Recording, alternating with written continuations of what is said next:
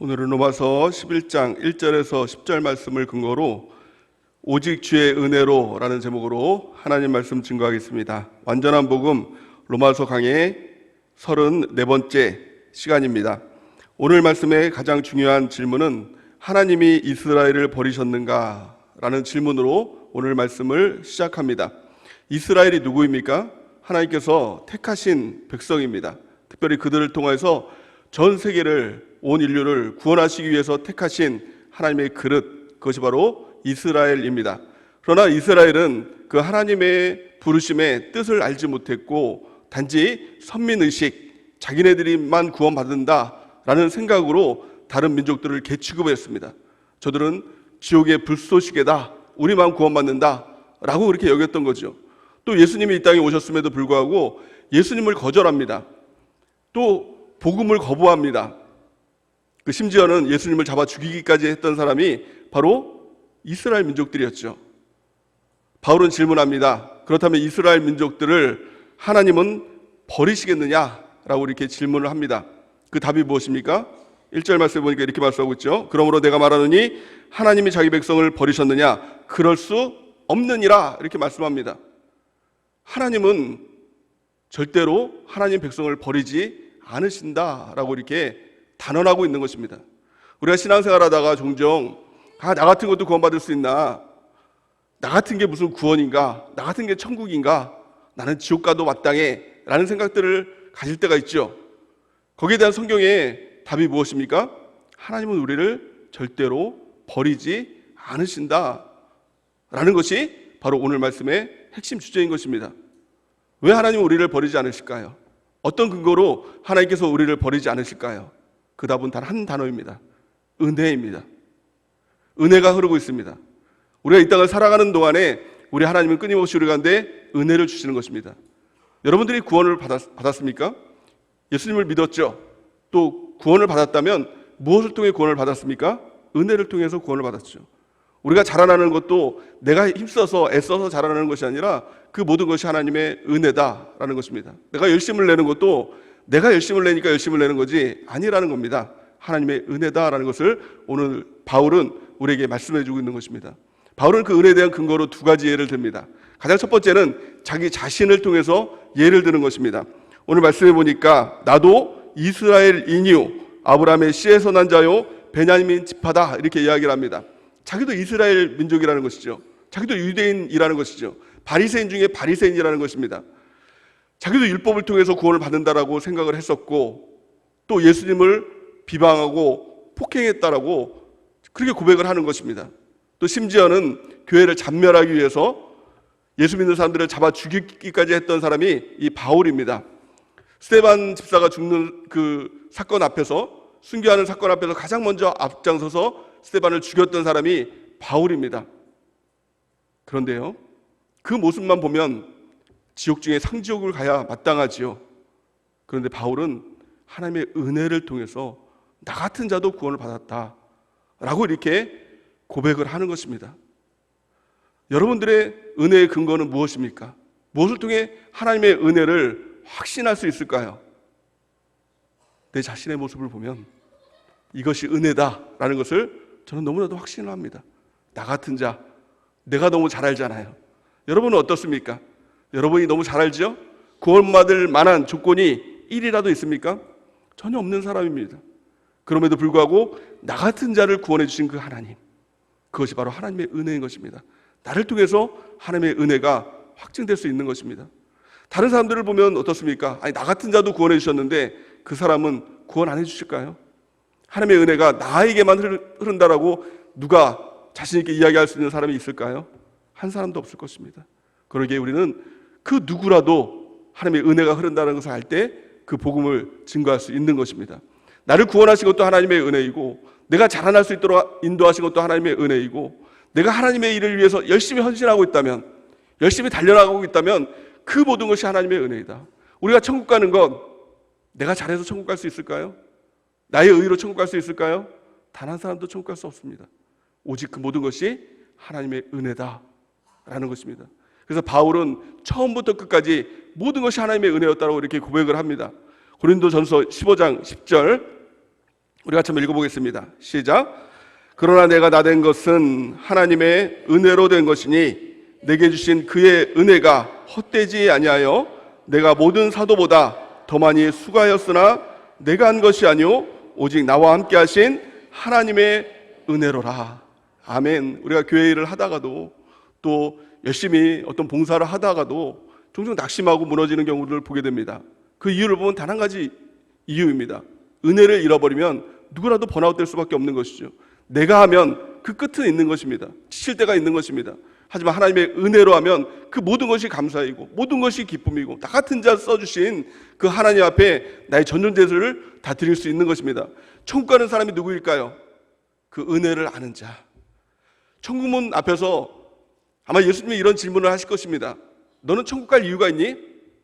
너가 천국을 간다면 그 근거가 무엇이니? 이것을 질문하실 것 같습니다. 그럴 때 우리의 답이 무엇입니까?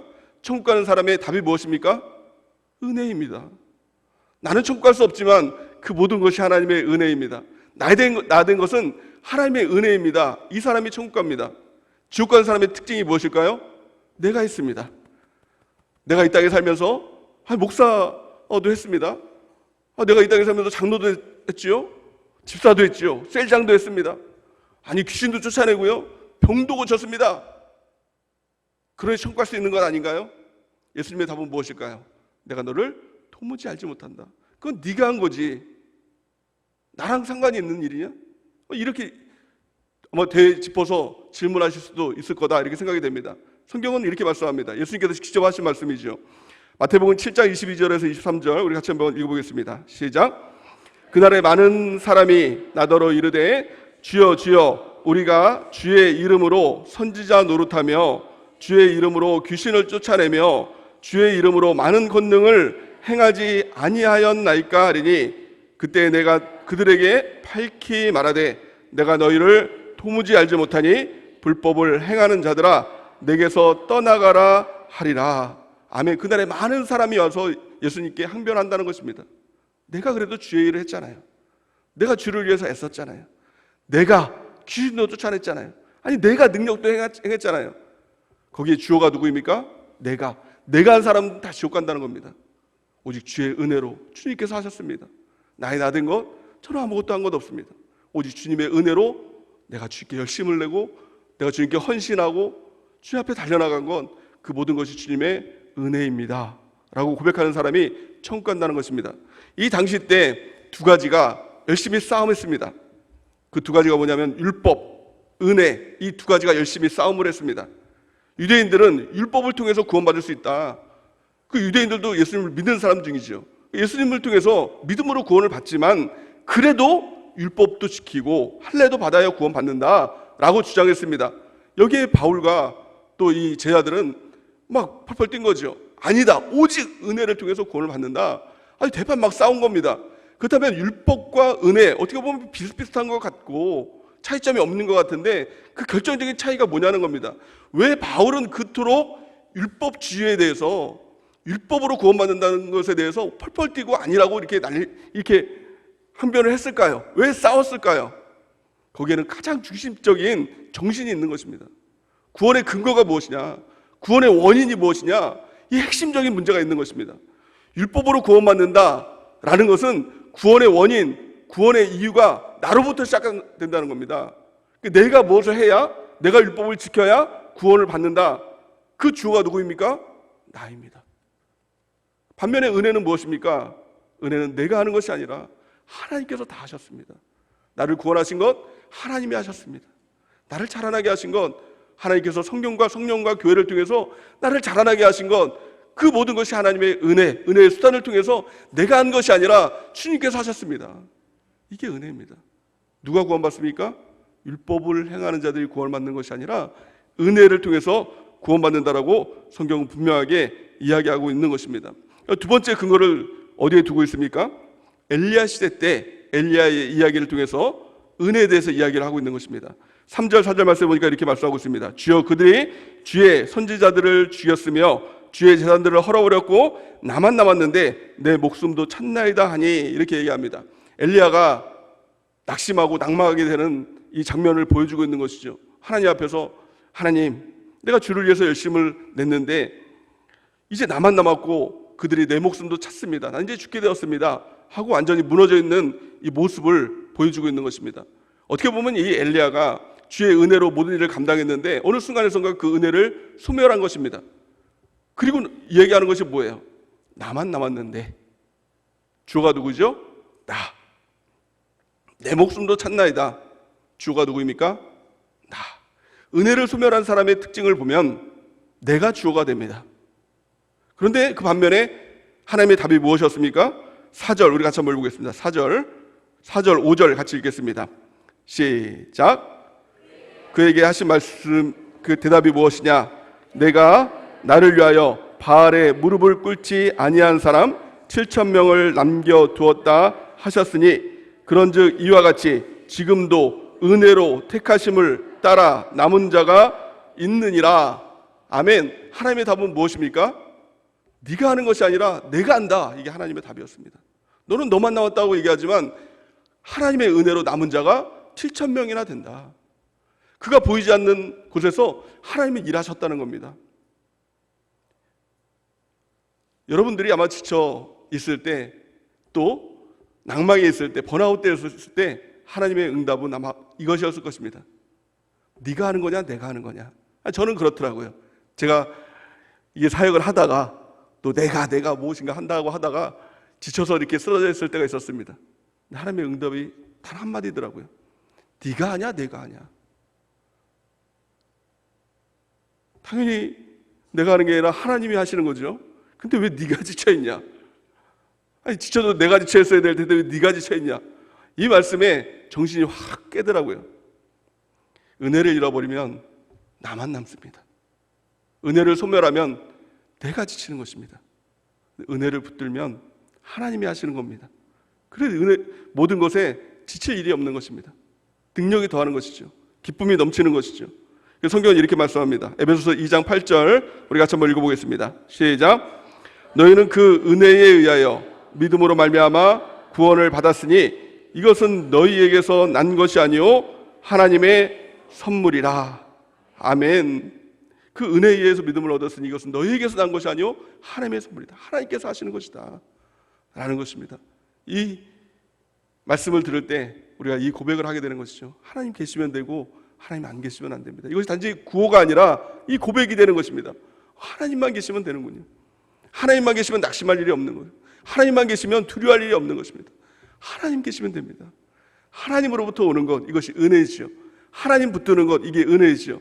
은혜를 붙드는 자가 가장 강력한 자가 되는 것입니다. 그렇다면 은혜가 무엇일까요? 은혜를 붙든다는 것이 무엇일까요?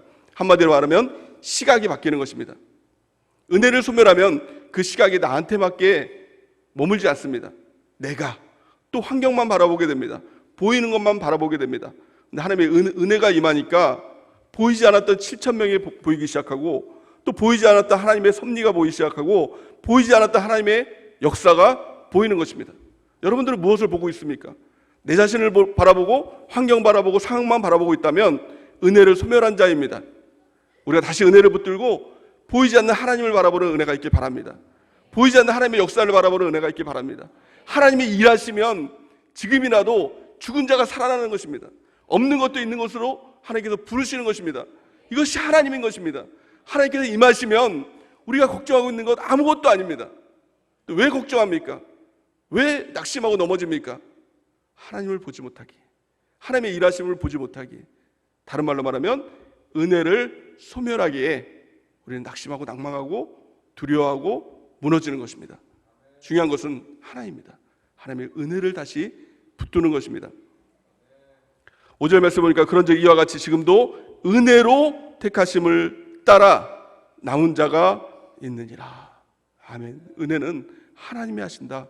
이것을 전적으로 믿고 하나님만 의지하고 하나님만 바라보고 하나님을 따라가는 것, 이것이 바로 은혜 받은 자인 것입니다.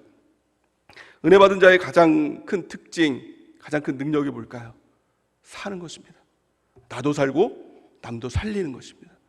살리는 것은 영이니 육은 무익하니라 이렇게 말씀하고 있죠. 은혜 받은 자가 영적인 자가 되고 그것이 살리는 자가 되는 것입니다. 사도행전 11장에 보면 예루살렘 교회에서 안디옥 교회로 바나바를 파송하는 장면이 나옵니다. 안디옥 교회는 이 부흥하는 교회였지만 초신자들이 가득한 교회였습니다. 그리고 은혜를 보지 못하니 서로 어떤 문제 가운데 다툼이 일어나고 또 그 문제 앞에 넘어지고, 어떤 문제인지 모르겠지만 하여튼간에 문제가 있었습니다. 그러니까 예루살렘 교회에서 바나바를 파송했다는 것은 이 안디옥 교회에 뭔가 문제가 있었다는 것이죠. 그러고 나서 성도들이 하나씩 떠나가기 시작하는 것입니다. 그랬더니 예루살렘 교회에서 이 바나바 한 사람만 파송한 것입니다. 바나바가 와서 뭘 해야 되겠습니까? 그 문제를 수습해야겠죠. 아니, 문제가 뭔가, 왜 사람들이 떠나가고 이렇게 다투는가, 뭐가 문제야, 이것들을 파악해야 되겠죠. 그러나 바나바는 그렇게 하지 않습니다. 바나바는 그냥 바라봅니다. 뭘 바라봤느냐? 은혜를 바라봤습니다. 그 은혜를 바라보니까 어때요? 야, 너네들 왜 떠나가? 너네들 왜 이렇게 다투고 있어? 왜 이렇게 문제 있어? 은혜 바라봐. 그리고 은혜 가운데 모여. 이렇게 했다는 겁니다. 성경은 이렇게 말씀하고 있습니다.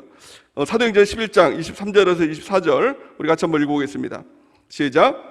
그가 이르되 하나님의 은혜를 보고 기뻐하여 모든 사람에게 굳건한 마음으로 주와 함께 머물러 있으라 권하니, 바나바는 착한 사람이요 성령과 믿음이 충만한 사람이라. 이에 큰 무리가 주께 더하여 지더라.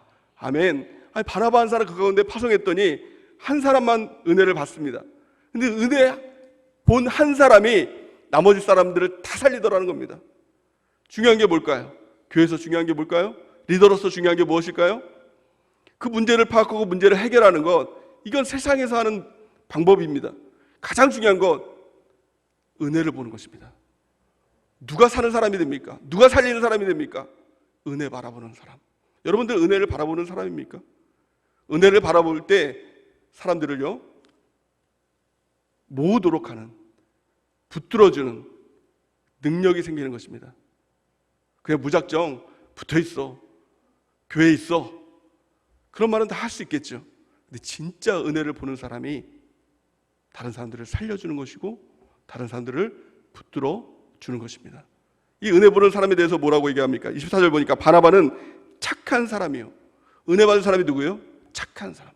또 은혜 받은 사람이 누굽니까? 성령과 믿음이 충만한 사람.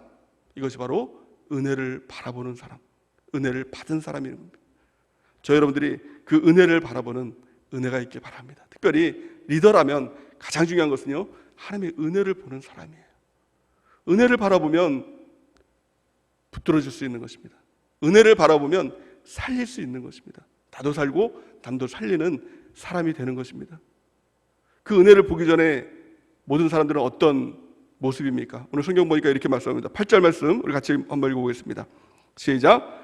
기록된 바 하나님이 오늘까지 그들에게 혼미한 심령과 보지 못할 눈과 듣지 못할 귀를 주셨다함과 같으니라. 아멘. 신앙생활하는데 혼미한 것입니다. 신앙생활하는데 하나님의 역사를 보지 못하는 것이죠. 또 하나님의 말씀도 듣지 못하는 그런 모습, 그것이 바로 은혜가 없는 그 모습인 것입니다. 가장 중요한 것은 은혜를 사모하는 것입니다. 그리고 은혜를 통해서 그 하나님의 은혜를 보는 것입니다. 그를 통해서 나도 살고 남도 살리는 하나님의 백성, 리더가 되는 것입니다. 가정의 부모라면 가장 중요한 건 은혜를 봐야 됩니다. 은혜를 통해서 자녀를 양육하고, 은혜를 통해서 세론들을 양육하고, 주변 사람들을 붙들어주는 그 놀라운 은혜가 있기를 바랍니다. 그러니까 24절 보니까 바나바는 착한 사람이요 성령과 믿음이 충만한 사람이라. 사도행전 11장 24절이요. 이에 큰 무리가 주께 더하여 지더라. 은혜 바라보는 한 사람이 있었더니 교회에 큰 붕의 역사가 일어났습니다. 우리 매주 100명 전도, 등록 운동하고 있죠. 누구를 통해서 이 역사들이 일어날까요? 하나님의 은혜 바라보는 사람. 이 한 사람이 있으면 이처럼 날마다 그 수가 더해가는 초대교회의 그 놀라운 하나님의 붕의 역사가 우리 교회도 똑같이 재현되게 될 줄을 믿습니다. 가장 큰 문제는 은혜를 소멸한 것입니다. 은혜를 소멸하면 신앙생활이 너무 힘듭니다. 다 율법주의가 되거든요. 그래서 교회를 나오는 게, 또 예배를 드리는 게 죄냐 아니냐, 여기에 자꾸 휘둘립니다. 뭐 수예배 안 나가도 죄는 아니잖아요. 뭐 금예배 안 나가도 죄는 아니잖아요. 11조 좀 안 드려도 그게 큰 죄가 되나요? 이렇게 물어보는 겁니다. 또는 이게 남성분들 같은 경우에는 담배 피는 게, 술 먹는 게 큰 죄가 되나요? 이게 죄냐 아니냐, 여기에 자꾸 우리가 질문하고 있다면 사실 내가 율법주의에 있지 않나 우리가 살펴봐야 하는 것입니다. 예배 드려야 되는 이유, 예배 나오지 않으면 지옥 갈까 봐 우리가 예배 나오나요? 아닙니다. 하나님의 은혜예요. 그 은혜를 찾아야 된다는 겁니다. 우리가 하나님께 11조하고 헌금하고 또 헌신하고 하나님께 달려나가는 이유, 왜 달려나가나요? 하나님의 은혜. 그 은혜로 우리가 힘입는 귀한 축복이 있길 바랍니다. 또 그 은혜를 바라보는 귀한 축복이 있길 바랍니다. 그렇다면 어떻게 하면 그 은혜를 바라보고 그 은혜로 충만해질 수 있을까요? 성경은 한마디로 이렇게 말씀합니다. 히브리서 4장 16절 우리 같이 한번 읽어보겠습니다. 시작. 그러므로 우리는 긍휼하심을 받고 때를 따라 돕는 은혜를 얻기 위하여 은혜의 보좌 앞에 담대히 나아갈 것이니라. 은혜는 보좌가 있는 거예요. 하나님의 은혜가 흐르고 있는 곳이 있다는 겁니다. 그 은혜의 보좌 앞에 우리가 담대히 나가라. 이 담대히라는 말을 원어로 보면 죽기 살기로 나가라. 죽어도 나가라. 무슨 일이 있어도 그 가운데 나가서 은혜 받아야 된다. 긍휼하심 받아야 된다. 라는 하나님의 외침인 겁니다. 이 은혜 보좌가 어디입니까? 바로 이 예배 현장인 것입니다. 이 예배 현장이 바로 은혜의 보좌인 것입니다. 은혜가 뭡니까? 한마디로 하면 하나님 만나는 게 은혜입니다. 하나님 만나고 하나님이 실제가 되면 두려움이 없는 것이죠. 걱정이 되지 않는 것이죠. 왜 은혜를 소멸합니까? 하나님 못 만나니까. 그렇지만 하나님 만날 수 있는 방법이 뭡니까? 우리가 하나님 만나고 싶어요. 그럼 하나님께서 우리를 뚝 만나주시는 분이실까요? 하나님과 우리 사이의 갭이 얼마나 큰데, 우리가 대통령 만나는 것도 만나고 싶다고 대통령 한번 만나볼까? 청와대 가면 만날 수 있나요? 요즘은 청와대 아니죠. 대통령 계신 곳에 있으면 우리가 만날 수 있을까요? 아닙니다. 대통령 만날 수 있는 방법 딱 한 가지 있습니다. 대통령이 우리를 알면 돼요. 대통령이 우리를 찾아와주면 우리는 너무 쉽게 만날 수 있는 것이죠. 하나님 만나는 방법이 뭘까요? 우리가 하나님께 나아간다고 해서 만날 수 있는 것이 아니라 하나님이 우리를 찾아와 주시면 너무나도 쉽게 만나는 것입니다. 하나님께서 우리를 찾아와 주시는 그 현장이 어디입니까? 그것이 바로 예배의 현장이다. 이 자리가 하나님 만나는 그 현장이 되는 것입니다. 성경은 이렇게 말씀하죠. 요한복음 4장 23절 우리 같이 한번 읽어보겠습니다. 시작. 아버지께 참되게 예배하는 자들은 영과 진리로 예배할 때가 오나니 곧 이때라. 아버지께서는 자기에게 이렇게 예배하는 자들을 찾으시느니라. 아멘. 이 예배 현장은 하나님이 우리를 찾으시는 현장인 것입니다. 영과 진리로 예배하는 우리를 찾으시는 현장이라는 것입니다. 찾으시는 그 하나님을 만나지 못한다면 정말 구원받을 뻔한 사람 아닙니까? 천국 갈 뻔한 사람 아니냐는 겁니다. 이 자리에서 우리는 하나님을 만나야 하는 것입니다. 하나님 만나는 것이 은혜입니다. 우리가 그 주님을 만나기 위해서 예배를 준비하고 또 예배를 사모하고 예배를 위한 삶, 예배로 인한 삶을 우리가 살아가는 것이죠. 특별히 주일 예배를 통해서 하나님 놀라운 약속을 우리에게 주고 있지 않습니까? 그래서 이제 금요일 예배가 마쳐지면 이제 주일을 준비하는 토요일 그 시간들을 보낼 것입니다. 토요일은 그냥 토요일이 아니라 주말이라서 놀러 가는 날이 아니라 예배 준비일입니다. 우리 마음을 준비하고 또 우리의 물질을 준비하고 또 우리 전도 대상자를 준비하는 그 시간이 바로 토요일인 것이죠. 그 준비한 마음으로 주님 앞에 나갈 때 영과 진리로 주님을 예배하게 되고 우리 주님께서 우리를 만나 주시게 된다는 것입니다. 그것이 은혜입니다. 그 주님을 만나면, 은혜를 받으면 우리의 눈이 열립니다. 그래서 나도 살고 남도 붙들어주고 살릴 수 있는 하나님의 놀라운 주의 백성으로 쓰임받게 되는 것입니다. 은혜를 받으면 새로운 지평들이 열리는 것입니다. 남들이 보지 못했던 것들이 열리기 시작하는 것입니다. 그것이 진짜 신앙인이 되는, 마음이 다른 진짜 신앙인이 되는 가장 첫 번째 스텝인 것이죠. 그 예배에 우리가 목숨을 걸고 예배를 통해서 우리 주님을 만나는 귀한 은혜가 넘치기를 예수님의 이름으로 간절히 축원해 드립니다. 또한 은혜를 사모하면서 우리 주님 앞에 나가는 귀한 축복이 있기를 바랍니다. 은혜는 사모하는 자의 몫인 것입니다. 사모하는 자가 주님을 만나는 것입니다. 나를 간절히 찾는 자가 나를 만날 것이니라. 나를 사모하는 자가 나의 사랑을 입을 것이다 라고 성경은 말씀하고 있는 것입니다. 그 사모하는 마음으로 우리가 은혜를 충만히 받고 또 살리는 자로 하나님께 쓰임받는 우리 모두가 되는 은혜가 넘치기를 예수님의 이름으로 간절히 축원해 드립니다.